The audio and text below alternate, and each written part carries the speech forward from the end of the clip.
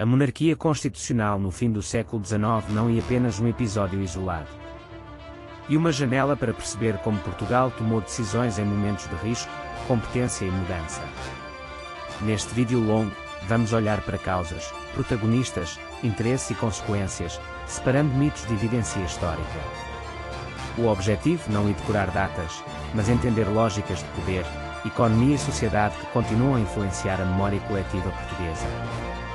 Para enquadrar a monarquia constitucional no fim do século XIX, começamos pelo pano de fundo político e social entre a longa duração da história portuguesa e os seus pontos de viragem. Nenhum acontecimento desta escala surge do nada. Há tensões acumuladas, instituições em disputa, redes de alianças e limitações materiais. Ao identificar esse contexto, percebemos por que certas opções pareciam inevitáveis para alguns atores, enquanto para outros eram vistas como ruptura, ameaça ou oportunidade única de reposicionar o reino. No plano institucional, este tema cruza coroa, elites locais, autoridades religiosas, interesses mercantis e, em muitos casos, pressão internacional. A decisão final quase nunca resultou de uma única vontade. Foi produto de negociação, conflito e cálculo estratégico. Ler a monarquia constitucional no fim do século XIX desta forma evita explicações simplistas e ajuda a perceber como o Estado português foi sendo construído por camadas, avanços, recuos e compromissos muitas vezes contraditórios.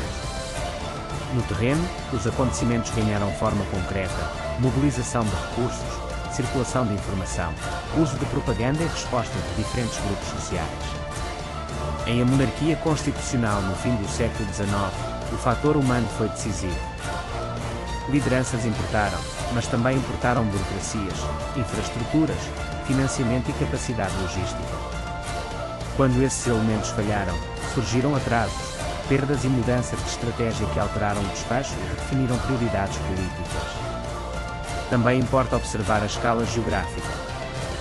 O que aconteceu em centros de decisão teve reflexos em cidades portuárias, fronteiras, espaços ultramarinos e comunidades locais. A monarquia constitucional no fim do século XIX mostra que a história portuguesa raramente cabe num único território. Há conexões atlânticas, europeias e imperiais que moldam escolhas internas. Esta perspectiva de rede permite compreender porque um evento aparentemente regional pode produzir efeitos de longo alcance. Quando chegamos ao momento de viragem, vemos a combinação de fatores estruturais e acidentais. Em A Monarquia Constitucional no fim do século XIX, pequenas decisões tomadas sob pressão tiveram impacto desproporcional. Documentos, crônicas e estudos recentes mostram que o resultado não era totalmente previsível. Havia cenários alternativos em aberto. Reconstruir essas possibilidades ajuda-nos a avaliar responsabilidades históricas sem cair em determinismo, celebração cega ou julgamento anacronítico. Depois da viragem, abre-se a fase de reorganização. Instituições tentam estabilizar o sistema, justificar custos e consolidar narrativa pública.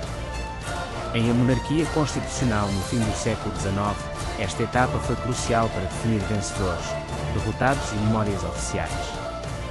O que fica nos arquivos, nas leis e nos símbolos nem sempre corresponde ao que grupos subalternos viveram.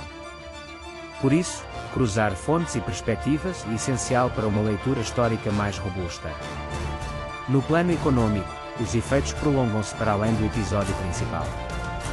Mudam-se prioridades fiscais, rotas comerciais, incentivos produtivos e distribuição de riqueza.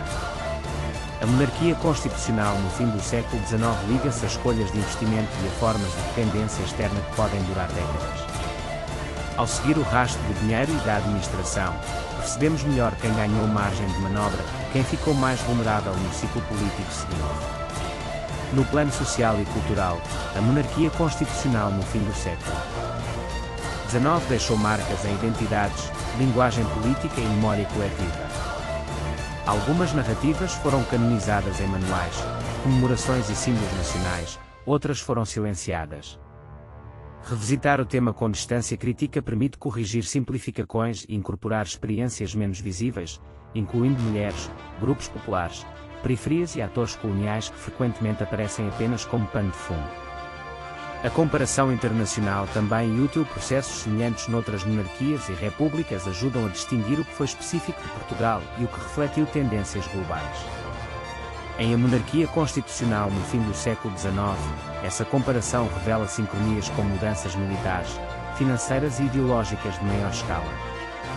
Ao mesmo tempo, evidencia respostas portuguesas originais, condicionadas por dimensão demográfica, recursos disponíveis e posição geoestratégica.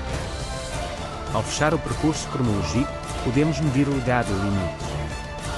A monarquia constitucional no fim do século XIX não resolve sozinho a história nacional, mas ilumina uma cadeia de transformações que atravessa gerações.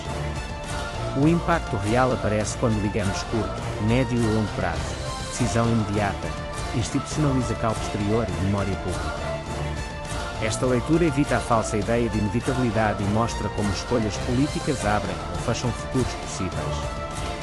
Conclusão: estudar a monarquia constitucional no fim do século XIX com rigor ajuda a compreender Portugal para além de slogans. O passado não é um arquivo morto, e um laboratório de problemas recorrentes sobre poder, legitimidade, recursos e identidade. Se este formato longo te foi útil, seguimos no próximo episódio com a mesma metodologia, contexto, evidencia, comparação e explicação clara, para transformar informação histórica em entendimento prático e duradouro.